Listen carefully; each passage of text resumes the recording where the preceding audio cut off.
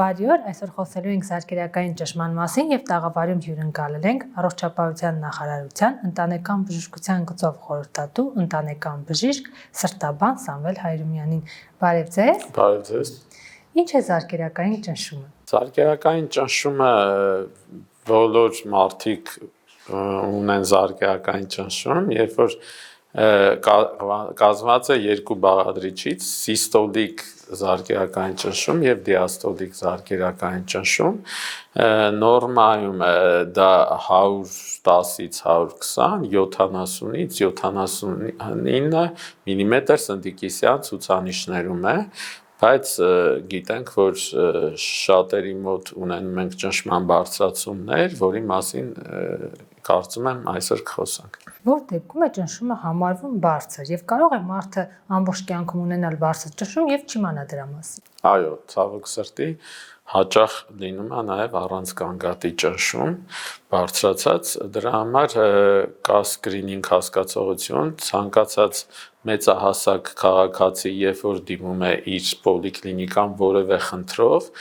պոլիկլինիկայի բժիշկը առաջնային օղակի կլինի դա ընտանեկան բժիշկը կամ թերապևտը, անկախ նրանից պացիենտը գանգատ ունի թե չէ, ցանկալի է որ չափի ճնշման ցուցանիշները, որովհետև ցավոք սրտի հաճախ տարիներով կարող է մարդը ունենալ բարձրացած ճնշում եւ չիմանալ դրա մասին եւ այդպես պատահական հայտնաբերել։ Եվ նաև էլի ցավոք սրտի մեր պացիենտները կարծում են, որ եթե գանգատ չունեն, ուրեմն իրենց չի վնասում ճնշումը եւ հաճախ մենք հայտնաբերում ենք բարձր թվեր ու պացիենտը ասում է, բայց ես ինձ լավ եմ զգում, դա իմ ճնշումն է, ես լավ եմ, ինձ չի խանգարում, ցավոք այդպես չէ։ Եթե ճնշման ցուցանիշները նորմայից բարձր են, ճնշումը վնասում է օրգանիզմին։ Յուրաքանչյուր մարդ ունի իր ճնշման նորմ։ Օրինակ շատ հաճախ երեխաների մոտ, դեռահաս տարիքում, երիտասարդների մոտ կարող է լինել ճնշումը 90-60 եւ դա իր համար լինի նորմալ, իրոք այդ պարագայում դա անհանգստացնող չէ։ Սովորաբար ուղեցույցներով նորմալ ցուցանիշները համարվում են մինչև 120 սիստոլիկ ճնշման համար եւ դիաստոլիկ ճնշման համար մինչև 79, այնտեղ 119, այստեղ 79 մմ սնդիկիսյան։ Եվ երբ սկսում է բարձրանալ 120-ից մինչև 139 եւ դիաստոլիկ ճնշման համար 80-ից 89, սա արդեն համարվում է բարձրացած զարկերակային ճնշում նոր ուղեցույցով։ Իսկ 140-ից ավել եւ դիաստոլիկ ճնշման համար 90 մմ սնդիկիսյունից ավել արդեն ինքը համարվում է զարկերակային գերճնշում կամ ինչպես նախկինում ասում ենք հիպերտոնիկ հիվանդություն, որ արդեն պահանջում է բուժում։ Եթե մարդը երիտասարդ է, ասենք մինչև 45 տարեկան եւ ճնշումը 140 է, այդ դեպքում բուժում պահանջվում է, թե ասում են երիտասարդ է դեռ չպետք է խմի։ Նայեք, այ ձեր ասած թվերի դեպքում, երբ նոր ասենք 140-90, դա արդեն համարվում է առաջի աստիճանի զարկերակային գերճնշում, նոր ուղեցույցով այդ թվերի ժամանակ արդեն խորհուրդ է տրվում սկսել բուժումը, բայց մի անգամ չափելով չենք բավարարվում, որ մի անգամ եկավ 140-90 անմիջապես չենք նշանակում բուժում։ Մենք առաջերտին խորհուրդ ենք տալիս առողջ ապրելակերպի վերաբերյալ խորհուրդներ եւ եւս մեկ կրկնակի այց ենք նշանակում 1-2 շաբաթ հետո նույնիսկ մի քիչ ավելի երկար կարող է լինել, եթե գանգատներ չկան եւ նորից ենք չափում։ Եթե համոզվում ենք, որ 140-90 եւ ավել է, արդեն նշանակում ենք բուժում, դեղորայքային բուժում։ Բայց եթե այն միջանկյալ թվերում են, որ նորմայից բարձր են, բայց դեռևս չեն համարվում զարկերակային գերճնշում, այսինքն 120-ից մինչև 139 եւ դիաստոլիկ ճնշման համար 80-ից 89, սա համարվում է բարձրացած, բայց ոչ գերճնշում։ Երիտասարդների մոտ էլի չենք նշանակում այս պարագայում դեղորայքային բուժում, այլ բավարարում ենք միայն առողջ ապրելակերպի վերաբերյալ խորհրդատվությամբ։ Եվ կրկնակի այց ենք նշանակում, եթե 2-3 ամիս հետո վերադառնում է պացիենտը եւ տեսնում ենք, որ ճնշումը էլի որպես կանոն մեր խորհուրդներից հետո կարգավորվում է, բայց եթե տվյալ պացիենտը ունի սիրտանոթային ռիսկի գործոններ, հիվանդության ռիսկի այլ գործոններ, օրինակ ենթադրենք ունի նաև շաքարային դիաբետ, ունի բարձր խոլեստերինի ցուցանիշներ, ժառանգական գործոնը բարձր է եւ նաև ծխում է, ունի ավելորդ քաշ, քիչ է շարժում, այդ ռիսկի մյուս գործոնների արկայության դեպքում նաև այդ թվերի դեպքում պետք է նշանակենք բուժում։ Ասացիք խորհուրդ ենք տալիս առողջ ապրելակերպ վարել, սա ինչ է ենթադրում։ Առաջի հերթին կերակրի աղի սահմանափակում, իրականում հետազոտություններ կան արված, որ Հայաստանի Հանրապետությունում այդ արտադրող սննդատեսակներում աղը մի քիչ շատ է։ Ցավոք սրտի դեռ նորմատիվները շատ խիստ չեն սահմանված, չեն վերահսկում եւ այդ որ առնում են խանութից հաց, պանիր, երշիկ, նրբերշիկ Հայաստանի արտադրության, մի քիչ աղը շատ է արդեն, եւ դրա հետ միասին, եթե մենք էլ լրացուցիչ աղ ենք ավելացնում ճաշերին կամ այլ սննդատեսակներին, մեծամասամբ առկա է աղի չարաշահում։ Իրականում նորման 5 գրամն է, դա մի թեյի գթալ աղի մասին է խոսքը, դրանից ավելը արդեն համարվում է չարաշահում եւ պետք է սահմանափակել։ Երկրորդ կարևոր խորհրդատվությունը ֆիզիկական ակտիվություն, օրական խորհուրդ ենք տալի գոնե շաբաթական 5 օր 30 րոպե թեթև ֆիզիկական վարժություններ, օրինակ քայլ, վազք եւ գոնե 2 րոպե մի քիչ ավելի ծանր ուժային ֆիզիկական վարժություններ։ Այդ ամեն ինչը դա կարող է բերել եթե ավելորդ քաշ ունի, խորհուրդ ենք տալի ավելորդ քաշի պակասեցում։ Եթե պացիենտը ծխում է, իհարկե խորհուրդ ենք տալի հնարավորինչափ խուսափել, դադարեցնել ծխելը։ Եվ եթե խորհուրդ է տրվում նաև քաղցրի, շաքարի սահմանափակում, ճարպերի սահմանափակում, եւ կան հետազոտություններ հստակ, որ 6 ամսվա ընթացքում, եթե պացիենտը այդ խորհուրդները իրականացնում է եւ եթե հաջողվել է ենթադրենք 5 կիլոգրամ նվազել այդ հետազոտություններով, հենց այդ թվերը ֆիքսված են, սիստոլիկ ճնշումը հաջողվում է 5 մմ-ով իջացնել եւ դիաստոլիկ ճնշումը 2-3 մմ-ով իջացնել։ Եվ եթե դրա հետ միասին ունենում ենք նաև ֆիզիկական ակտիվություն, այսինքն իմ ասած շաբաթական գոնե 5 օր 30 րոպե տևողությամբ թեթև ֆիզիկական վարժություններ եւ 2 օրն էլ մի քիչ ուժային ծանր ֆիզիկական ակտիվություն, դրա արդյունքում եւս 5 մմ-ով կարող է նվազել սիստոլիկ ճնշումը, արդյունքում կարող ենք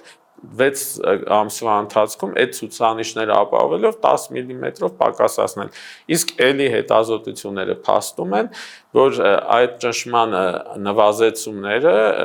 էականորեն պակասացնում են սպասվող սիրտանոթային բարդությունների ռիսկը, այսինքն սրտամկանի ինֆարկտ, ինսուլտներ, երիկամների հիվանդություն, աչքերի վնասումներ, որոնք համարվում են ճնշման վնասման թիրախ օրգաններ։ Եթե մարդը ունի բարձր ճնշում, սա ենթադրում է, որ անպայման սրտի հետ կապված խնդիր է ունենալու։ Եթե երիտասարդ տարիքում, որպես կանոն, եթե ճնշման բարձրացում է լինում, դա պայմանավորված է լինում այլ մեծամասամբ այլ օրգան համակարգերի հիվանդությամբ, դա համար դա կոչվում է երկրորդային գերճնշում։ Այսինքն որևէ օրգան համակարգում կա ամենահաճախը երիկամների հիվանդություններն են, որոնք կարող են բերել ճնշման բարձրացման։ Հաճախ նաև էնդոկրին խանգարումներ, օրինակ վահանագեղձի հիվանդություն, հարվահանագեղձի հիվանդություն, ֆեոխրոմոցիտոմա, կան նաև ենթադրենք խոշոր զարկերակների հետ աորտայի արատներ կարող են լինել, այլ զարկերակների հիվանդություններ, որոնց պատճառով առաջացած ճնշումը երկրորդային գերճնշում է կոչվում։ Այսինքն առաջնային հիվանդությունը հայտնաբերելով եւ բուժելով կարող ենք կարգավորել ճնշումը։ Իսկ մեծահասակների մոտ ավելի կարող է որևէ օրգան համակարգի հիվանդություն չլինի առաջնակի, այդ դեպքում արդեն ինքը համարվում է նախկինում ասվում էր էսենցիալ հիպերտենզիա, մենք այժմ ասում ենք զարկերակային գերճնշում, որտեղ մի քանի մեխանիզմներ են ներառված, բարդ պաթոֆիզիոլոգիական մեխանիզմներ։ Հիմա եթե երիկամի քար ունի մարդը, մեխանիկորեն ճնշումը չէ, երիկամի քարը կարող է տարիներով իրեն չխանգարել, այ եթե այդ երիկամի քարը հաճախակի գնա խցանի երիկամի միզածորանը եւ արդյունքում վնասվի երիկամի արդեն վնասման դեպքում կարող է առաջանալ այդ երկրորդային գերճնշում։ Նույն ձևով, եթե հաճախակի ունենում են միզուղիների վարակներ, բորբոքումներ, էլի շատ հաճախ կրկնվող եւ ոչ լավ բուժվող վարակները կարող են տարիների ընթացքում բերել երիկամների էական վնասման, նոր առաջանա երիկամային գերճնշում։ Բարձր խոլեստերինը, մեր իմացած վատ խոլեստերինը նպաստում է ճնշման բարձրացմանը կամ եթե ճնշումը բարձր է, սա ենթադրում է, որ խոլեստերինը բարձր է։ Չէ, խոլեստերինի բարձրացումը առանձին անկախ ռիսկի գործոն է, նույն ձևի նաև շաքարային բարձր գլյուկոզայի պարունակությունը, երբ որ առաջանում է շաքարային դիաբետ, դրանք առանձին ռիսկի գործոններ են, որ եթե զարկերակային գերճնշումը ուղեկցվում է նաև խոլեստերինի բարձրացումով, բարդությունների հավանականությունը մեծանում է։ Ցավոք սրտի խոլեստերինի, ցավոք սրտի չէ, այդպես է, խոլեստերինի բարձրացումը չի ուղեկցում որևէ գանգատով, բայց ինքը դանդաղ իր սև գործը, այսպես ասած, անում է, այսինքն տարիների ընթացքում, որ անոթների պատերը սկսում են կարծրանալ, այդ վատ խոլեստերինի արդյունքում ձեր ասած կուտակումներ են առաջանում, աթերոսկլերոտիկ վահանիկներ են կոչվում եւ այդ անոթի պատը սկսում է, լուսանցքը սկսում է նեղանալ եւ այդ հատվածում հեշտությամբ կարող է առաջանալ թռոմբ եւ եթե այդ process-ը լինում է սրտամկանի սնուցող զարկերակներում առաջանում է սրտամկանի ինֆարկտ, նույն process-ը ուղեղի անոթներում արդեն առաջանում է իշեմիկ ինսուլտ։ Նույնը կարող է լինել երիկամների զարկերակներում, ստորին վերջույթների կամ քնային զարկերակներում, համապատասխան օրգանի սնուցում արյան մատակարարումը կարող է սուր կերպով վնասվել, որը այդ անմիջապես պահանջվում է հոսպիտալացում եւ հետագա բուժում։ Դրա համար շատ կարեւոր է անկախ նրանից գանգատ ունի թե չէ, զարկերակային գերճնշումով պացիենտներին տարեկան մեկ անգամ, այո, պետք է ստուգել խոլեստերինի ֆրակցիաները, պետք է ստուգել գլյուկոզայի առկայությունը եւ շեղումների դեպքում նշանակել համապատասխան բուժում։ Հնարավոր է մարդու ճնշումը բարձրանա միայն գիշերը։ Այո, այդպես էլ է լինում, որ երբեմն օրինակ լուսադեմին տենց էլի հետազոտություններ կան, որ ինսուլտներ են հաճախ լինում կամ սուր սրտային պատահարներ, դրա համար կարևոր հետազոտություն կա, այդ զարկերակային գերճնշման ախտորոշման ոսկե ստանդարտ է համարվում, հատուկ սարք է, միացնում ենք ձեռքին պացիենտի, ճնշտոնոմետր է, բայց էլեկտրոնային, ինքը 15 րոպեն մեկ եւ գիշերը քնած ժամանակ 20 կամ 30 րոպե մեկ մենք ոնց որ կկարգավորենք, ավտոմատ սարքը միանում է, ճնշումը չափում է ու գրանցում է եւ այդ հետազոտության շնորհիվ մենք հայտնաբերում ենք, որ իր ճնշման բարձրացումներ կան եւ նշանակումները այնպես են իրականացնում, որ ամբողջ օրը ունենանք նորմալ թվեր։ Հաճախ ասում են, եթե ճնշումը բարձր է, պետք է ոտքեր դնել տաք ջրի մեջ, երբեմն սառը, հիմա տաք թե սառը։ Նշանակ, նայեք, տաք ջուրը ինչ ազդեցություն ունի, անոթները լայնացնում է եւ դրա արդյունքում ճնշումը իջնում է։ Նույն ձևով մեր շատ պացիենտներ գերճնշումով ամառվա շոկերին, էլի շոկի հետևանքով անոթների լայնացման արդյունքում ամառվա շոկերին հաճախ ճնշման ցուցանիշները նվազում են եւ մենք հաճախ դեղերի դեղաչափը պակասացնում ենք։ Սառը հակառակը նպաստում է անոթների սպազմին եւ հակառակ դեպքում, եթե ճնշումը ընկած է, սառը ջուրը կնպաստի, որ մի քիչ բարձրանա։ Իդեպ, եթե մարդու ճնշումը գիշերն է բարձրանում, դեղը ճիշտ կլինի գիշերը խմել։ Այսօրվա դեղերի մեծամասնությունը 24 ժամյա ազդեցություն ունեն եւ դրա համար ինքը առավոտ է նույն ժամին որ խմում է, մինչեւ մյուս առավոտ պահում է ճնշումը։ Արդյոք 50 տարեկանից հետո բոլորը բախվում են այս խնդրին, ունենում են ճնշման բարձրացում։ Չէ, մի քիչ Հայաստանում ճնշումով բարձր ճնշումը պացիենտների թիվը շատ է, մի քանի տարի առաջ նման հետազոտություն է իրականացվել, գրեթե 50%-ն էր մեծահասակ բնակչության, որ ունեին բարձրացած ճնշում, իրականում սարսափելին ոչ թե նա է, որ շատ են ճնշումով հիվանդներ, այն նա է, որ շատերը չեն իմանում եւ այդ ովքեր էլ եւ չեն իմանում, բուժում չեն ստանում եւ նաեւ ովքեր իմանում են ու բուժում են ստանում, իրանց մի մասը չի հասնում թիրախային ցուցանիշներին, այսինքն այն թվերին, որին հասնելուց այդ բարդությունների հավանականությունը էականորեն պակասում է եւ դրա համար բժշկի գործը նա է, որ համ վախ հայտնաբերի այդ թաքնված առանց գանգատի գերճնշումը եւ ճիշտ բուժում իրականացնի, որ հասնի թիրախային ցուցանիշներին։ Այդ դեպքում գերճնշման ախտանշանները որոնք։ Նայեք, մի քիչ առաջ ասեցի, գերճնշումը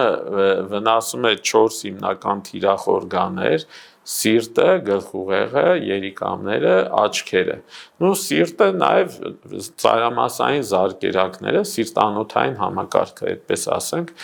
եւ կախված նրանից թե տվյալ պացիենտի մոտ որ օրգան համակարգն է ավելի շատ ախտահարվում, գանգատներն էլ համապատասխան օրգանի գանգատներն են լինում, վնասման գանգատներ։ Օրինակ, եթե սիրտն է ավելի շատ ախտահարվել, այսինքն սրտի պատերը հաստանում են, առաջանում է սրտամկանի գերաճ, դա բերում է դիաստոլիկ սրտային անբավության շատ հաճախ հանդիպող գանգատ ֆիզիկական ակտիվության ժամանակ հեվոց, որը մարդը կասի դե հա մի քիչ տարիք հետ հեվում եմ կամ ծխում եմ հեվում եմ, բայց նաև ճնշման պատճառով կարա լինի հեվոցը, կարող է ավելի վատ բարդության նշան լինել կրծքավանդակում ծանրության զգացողություն, դիսկոմֆորտ, նույնիսկ ցավեր կրծքավանդակում ֆիզիկական ակտիվության ժամանակ, որը արդեն կրծքային հեղձուկի մասին է խոսում, այսինքն արդեն սրտի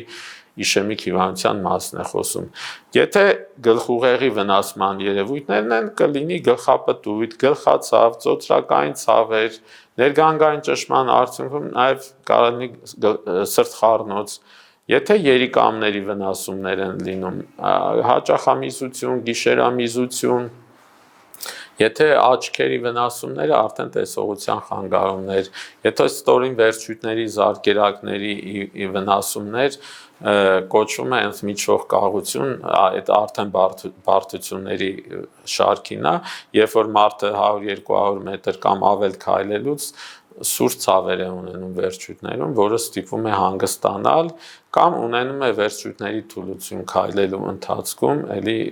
կարևոր լուրջ բարդություն է, պահանջում է լուրջ բուժում։ Օրինակ թիակային հատվածում որ ցավ է լինում, դա էլ է կապված այդ ճնշման հետ։ Նայեք, ամենատիպիկ ցավերը սրտի, երբ որ ասում ենք սրտի կորոնար հիվանդություն կամ իշեմիկ հիվանդություն, կրծքավանդակում ծանրությունն է ֆիզիկական ակտիվության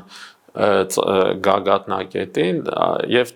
նաեւ տևում է 10-ից 15 րոպե որպես կանոն եւ մեղմանում է հանգստանալուց կամ նիտրոգլիցերինի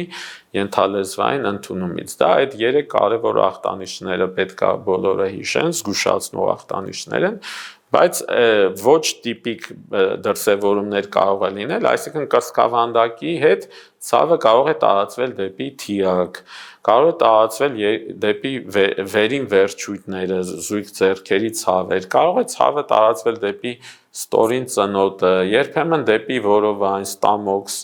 Այստեղ շատ կարևոր է այդ հանգամանքը, որ ցավը երբ է առաջանում, ինչ հանգամանքում, որովհետև եթե պացիենտը ասում է ցավը առաջանում է ֆիզիկական ծանրաբեռնվածության ֆոնին, այսինքն արագ քայլելուց, մի 200-300 մետր, 500 մետր կամ մի քանի հարկ բարձրանալուց, այդ ժամանակ դա զգուշացնող է, բայց եթե ասում է ցավը առաջանում է մարմնի շարժումների հետ կապված, կողքի շուռ գալուց, պառկելուց, կռանալուց, այդ դեպքում մենք ավելի շատ պետք է մտածենք, որ դա կարող է պայմանավորված լինի նյարդամկանային ծագումով, կամ մի այլ իրավիճակ, որ ցավը հանգիստ վիճակում ինչ որ ծակոցներ է լինում սրտին, որը էլի բնորոշ չէ սրտի հիվանդությանը, կարող է լինի նյարդային ծագման ծակոցներ։ Այսինքն ոչ տիպիկ գանգատներ կարող են լինել, բայց այստեղ հիշում ենք, որ երբ առաջացավ ցավը ֆիզիկական ծանրաբեռնության գագաթնակետին, այսինքն արագ քայլելուց, երկար արագ քայլելուց, հարկերը բարձրանալուց, եւ ցավը տևեց 10-15 րոպե ու ցավը անցավ հանգստանալուց հետո կամ նիտրոգլից։ Այս 3 ախտանիշները եթե եղավ, անմիջապես պետք է դիմել բժշկի, շտապ օգնություն հրավիրել, էլեկտրոսրտագրություն անել, որպեսզի հայտնաբերենք լուրջ խնդիրները։ Բարձր ճնշման ախտանշանները հասկացանք։ Այդ սրտանոթային ախտահարումները, հա։ Ախտանշանները հասկացանք։ Այդ դեպքում ցածր ճնշման դեպքում ինչ է լինում մարդու հետ։ Նայեք, ցածր ճնշումը, սկզբում որ մենք խոսացինք մարդիկ կան, որ իրենց ճնշումը միշտ ցածր է, 90-60, ինքը կարա ոչ մի գանգատ չունենա ու դա ոչ մի միջամտություն չի պահանջում, հատկապես դեռահասների, երիտասարդների մոտ։ Բայց եթե հանկարծակի այդ ճնշումը հասան ցածր թվերի, այդտեղ կան անհանգստացնող բազմաթիվ ախտանշաններ, օրինակ կարող է առաջանալ ուժեղ թուլություն, ուժեղ գլխապտույտ, սրտխփոց, էլի կրծքավանդակում սեղմոց, ծանրություն, երբեմն առաջանում է ուշաթափություն, գիտակցության կորուստ, էլի այդ ճնշման անկումների հետևանքով, այդ ամեն ինչը զգուշացնող նշաններ են, որ պացիենտը պետք է անմիջապես դիմի բժշկի։ Ինչու են ասում, որ ցածր ճնշումը ավելի շատ բնորոշ է երիտասարդներին։ Դե օրգանիզմի առանձնահատկությունն է, տենց երեխաների մոտ ավելի ցածր է, դեռահասների մոտ, միջին երիտասարդ տարիքում դեռևս ցածր է, տարիքի հետ որոշ բարձրացումներ նկատվում են, եւ այդ պայմանավորված է օրգանիզմի նյարդային համակարգի բազմաթիվ բարդ ավելի պրոցեսներ կան, որոնք պայմանավորում են ցածր տարիքում ավելի ցածր ճնշում։ Ճիշտ է, որ ցածր ճնշում եթե ունես, կարող ես պանրի մի փոքրիկ կտոր պահել բերանում։ Այստեղ ավելի շատ աղի է օգտագործում, նա երևի պանիրը աղի է լինում։ Խորհրդատրվում աղաջ շատերի մոտ ընդունված է, որ քաղցրաջուր խմել կամ շոկոլադ ուտել, բայց ավելի ճիշտ է աղաջուր օգտագործել, եթե ճնշման ցածրացումից վատ է զգում, աղաջուր օգտագործել, բայց եթե իմ ասած գանգատները կան, ոչ թե երիտասարդների, այլ ասենք տարիքով մարդը, որ անսովոր ցածր ճնշման թվեր հայտնաբերվեց, պետք է բացառել լուրջ բարդությունները։ Հիմա խոսենք ճնշումը չափելու մասին։ Տարբեր սարքեր կան։ Որն է ճիշտ չափում։ Ոսկե ստանդարտ է համարվել սնդիկային ճնշաչափերը, բայց սնդիկի թունավորության հետ կապված Եվրոմիության երկրներում արգելվեցին այդ սարքերը։ Այժմ շատ տարածված են էլեկտրոնային ճնշաչափերը, այն կազմակերպությունները, որոնք արտադրում են, պետք է անցնեն հատուկ ստուգաչափումներ, որպեսզի այդ սարքը համարվի վալիդացված։ Եվ մի քանի լավ տենց ընկերություններ կան, որոնց սարքավորումները համարվում են վալիդացված, այսինքն անցել են ստուգաչափման բոլոր պրոցեսները, եւ այդ էլեկտրոնային ճնշաչափերը նորմալ չափում են։ Բայց կան ոչ վալիդացված, որոնք կարող են ոչ ճշգրիտ չափել եւ նաեւ մի իրավիճակ կա, եթե մարդը ունի սրտի ռիթմի խանգարում, այդ ճնշաչափերը, էլեկտրոնային ճնշաչափերը ճիշտ թվեր չեն, անդադար թվեր են ցույց տալու։ Պետք է չափել ֆոնդոսկոպով լսելով, մի քիչ ավելի զգույշ, ավելի պրոֆեսիոնալ մոտեցում է պահանջում։ Եթե հետաքրքիր է ինչպես չափել ճնշումը, մի քանի կարևոր պայմաններ։ Առաջինը նաև կարևոր է մանժետի չափը։ Եթե մարդը ավելի գեր է եւ ձեռքը բազուկը ավելի լայն է, կան հատուկ լայն մանժետներ։ կան միջին չափի մանժետներ եւ կան փոքր մանժետներ երեխաների համար։ Այդ մանժետի չափը պիտի համապատասխանի բազուկի չափին։ Պետք է պացիենտը մի 10-15 րոպե հանգիստ նստի եւ նոր չափենք ճնշումը, ոչ թե անմիջապես գա, արագ քայլի, այդ ժամանակ մի քիչ բարձր թվեր կգրանցվեն։ Պետք է պացիենտը վերջ 20-30 րոպե առաջ ծխած չլինի, նաև թունդ սուրճը կարող է մի քիչ բարձր ցուցանիշներ ցույց տա, այդ իմ ասած ֆիզիկական մեծ ակտիվությունը էլի բարձր ցուցանիշների կարող է բերել, այսինքն եկավ հանգիստ բժշկի սենյակում 10-15 րոպե կամ սպասելուց նստեց, հանգստացավ, պետք է ձեռքը լինի, այս բազուկը լինի սրտի մակարդակին, մանժետը կապում ենք, այս ծալքից 2 մատնաչափ վերև, միջնային մասում դնում ենք ֆայնդասկոպի գլխիկը եւ լսում ենք։ Ուրեմն ամեն ձեռքին պետք է կատարել 3 չափում 1-2 րոպե ընդմիջումով, հայտնաբերելու համար, թե որ ձեռքին է ավելի բարձր թիվ, որովհետև կարող է 5-ից 10 մմ սնդիկիսյան տարբերություն լինել երկու ձեռքերի միջև, դա չի համարվում հիվանդություն, բայց հետագա չափումների ժամանակ նման դեպքերում մենք պիտի հիմք վերցնենք ավելի բարձր ճնշումով ձեռքի ցուցանիշները։ 3 անգամ 1-2 րոպե տարբերությամբ չափում ենք եւ հիմք ենք ընդունում վերջի չափումների միջին ցուցանիշը։ Եթե վերջի չափումը նախավերջի չափումից 10-ից ավել եղավ տարբերությունը, նաեւ 4-րդ չափումն է պահանջվում։ Հետո, եթե առաջի անգամ ենք չափում, այս երկու ձեռքը 1-2 րոպե ընդմիջումներով 3 անգամ չափեցինք, որ ձեռքին բարձր եղավ, նաև այդ ձեռքին մի հատ կանգնում է պացիենտը, մի րոպե հետո կանգնելուց նորից չափում ենք եւ մի հատ էլ 3 րոպե հետո ենք չափում, որովհետեւ որոշ դեպքերում, օրինակ մեծահասակների մոտ, տարբեր ուղեկցող հիվանդությունների ժամանակ, դեղեր ընդունողների մոտ կարող է ունենանք օրթոստատիկ գերճնշում կոչվում, կանգնեց, ճնշումը բարձրացավ, այդ դա կարևոր է, որ դա հետևենք, դրա հաշվի առնենք բուժումը նշանակելուց։ Հատկապես հայերը սիրում են բարեկամների, հարևանների դեղերը խմել։ Այսինքն ինչ նշանակել են հարևանին կամ բարեկամին վերցնեն ու խմել։ Շատ վատ իրավիճակ է, շատ հաճախ այդ նման դեպքերը հիասթափեցնում են, որ ես իզուր եմ չարչարվել, ընդունվել բժշկական համալսարան, 7 տարի սովորել, հետո 2 տարի օրդինատուրա ու 20-30 տարի աշխատում ենք, անդադ սովորում ենք ու այդքան հեշտ կարելի է ճնշման բուժումը նշանակել։ Ցավոք սրտի այդտենց ընդունված սխալ է, որը պետքա խուսափել դրանից, որովհետև այդ պացիենտին միջև իր դեղը ընտրելը մենք զննում ենք, հաշվենք առնում իր գանգատները, հաշվենք առնում ուղեկցող հիվանդությունները, որովհետև ճնշման դեղեր կան, որ ինչ որ հիվանդությունների ժամանակ ցանկալի չի, ինչ որ իրավիճակներ կան, որ այդ դեղը այդքան ցանկալի չի։ Մեխանիկորեն նույնիսկ եղբայրը քրոջ դեղը ճիշտ չի վերցնի խմի, որովհետև տարբեր օրգանիզմներ են, ոնց կարելի է այտենց մեխանիկորեն հեշտ վերցնել,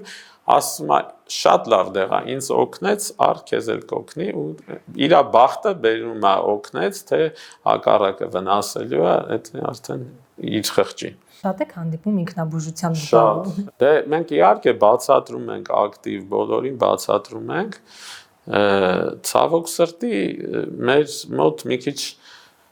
այդ մշակույթը լավ չի զարգացած բժշկի դիմելու, որ կանխարգելիչ այց անեն, սպասում են, երբ որ ծանրանում է, ինչ որ լուրջ խնդիր ալնում, նոր դիմում են, որը այդքան ճիշտ չի։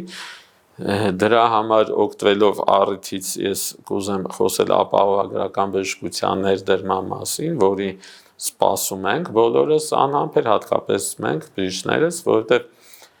այդ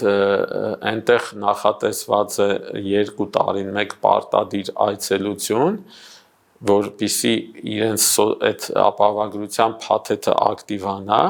եւ այդ պարտադիր այցելության ժամանակ բժիշկը պիտի կատարի բոլոր այն սկրինինգային հետազոտությունները, որոնք նախատեսված են տվյալ տարիքի համար։ Այսինքն, եթե տարիքում գլյուկոզան պետք է ստուգել, խոլեստերինը, զարկերակային ճնշումը չափել, նաև որոշակի ուռուցքային հիվանդությունների վերաբերյալ սկրինինգային հետազոտություններ, բոլոր այդ նախատեսված հետազոտությունները կարվի, նոր իր փաթեթը կակտիվանա, գոնե դա կստիպի, որ 2 տարին մեկ պարտադիր այց կանխարգելիչ։ Որ տարիքից սկսած մարդը պետք է հետևի իր ճնշմանը։ Սովորաբար չափած տարիքում ժամանակ առ ժամանակ պետք է ստուգել, այդ իմ ասած բժշկի այցելության ժամանակ գոնե թեկուզ ասենք պացիենտը գնում է ինչ որ տեղեկանք բժշկական կամ ինչ որ պատվաստում ստանալու կամ տարեկան, ասենք, ուսուցիչները ընդհանրեն գնում են ֆլյուորոգրաֆիա անեն սանգերքույկի համար կամ նման դեպքերում պարտադիր ցանկալի է բժիշկները, ընտանեկան բժիշկները եւ պոլիկլինիկայի թերապևտները տեղյակ են, որ անկախ նրանից գանգատ կա թե չէ, պետք է ստուգել ճնշումը։ Իմիջիայլոց մենք նաև եթե այն առաջի հարցին վերադառնանք, երբ որ մենք նոր հայտնաբերում ենք ճնշում բարձրացած, մենք խորհուրդ ենք տալիս պացիենտին, որ ինքը տանը չափի ճնշումը, որովհետև նման այսպիսի խնդիր կա, որ երբեմն պացիենտը գալիս է բուժհաստատություն, այդ լարվածությունից մի քիչ բարձր թիվ է ստացվում, դա կոչվում է սպիտակ խալաթի գերճնշում, եւ կա նաև հակառակը, որ գալիս է բժշկի մոտ իրեն ավելի հանգիստ է զգում ու իր բարձր թվերը մենք չենք հայտնաբերում, նորմալ թվեր ենք հայտնաբերում, դա էլ կոչվում է քողարկված գերճնշում։ Նման դեպքերում մենք ասում ենք 1-2 շաբաթ այդ առողջ ապրելակերպը որ կպահես, նաև խնդրում ենք առավոտյան երեկոյան չափեք ճնշումը, գրանցեք եւ ներկայացրեք մեզ, որովհետեւ տան չափումները շատ կարեւոր են։ Վստահում եք տան չափումները, որ մենք սովորացնում ենք, հա, հիմա շատերը ունեն մեն ճնշաչափ եւ եթե չէ խորհուրդ ենք տալի, այդ էլեկտրոնայիններով հեշտ է բավականին, շատ պարզ է, էլի ճիշտ կապել, շատերը արդեն սովորում են եւ ինքնուրույն սխալ որ բժշկի գործառույթների մեջ է նաեւ էդ էլ սովորացնել ինքնուրույն պացիենտը պիտի կարողանա ինքնուրույն նույն ձևով գլյուկոզան դիաբետով պացիենտները սովորում են իրենց գլյուկոզան չափել վերահսկել նույն ձևով նաեւ ճնշումը ճիշտ չափեն պիտի մենք սովորացնենք բացատրենք եւ որպես կանոն սովորում են արդեն իրանք սկսում են վերահսկել Շնորհակալություն Ես եմ շնորհակալ Մենք զրուցում էինք Առողջապահության նախարարության ընտանեկան բժշկության գծով խորհրդատու ընտանեկան բժիշկ սրտաբան Սամվել Հայրումյանի հետ